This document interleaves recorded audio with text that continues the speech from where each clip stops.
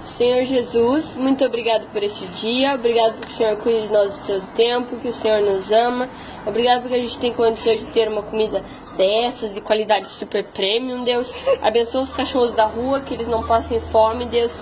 E que todas as criaturas da face da terra sejam abençoadas, Deus. Em nome de Jesus, amém.